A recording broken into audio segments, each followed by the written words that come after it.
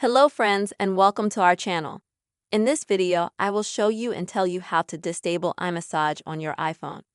Please friends, put your likes under the video. Also write your comments after watching and be sure to subscribe to this channel.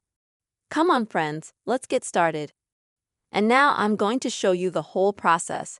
So first of all, friends, you will need on your iPhone, you will need to open your phone settings and then scroll down until you find the messaging app. Open it up. And now here, as you can see, there's an iMessage option. To disable it, you will just need to tap on this button right here. This is how you will disable iMessage on your iPhone. Now you can go to the message. And then you can safely send any text message to the person in the messaging app.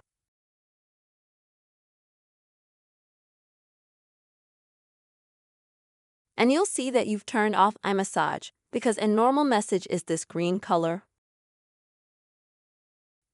and the iMessage app is blue.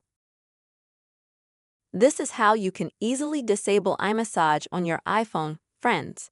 I really hope this video was helpful and useful for you. Friends, please don't forget to subscribe to the channel and also put your likes. See you soon, friends.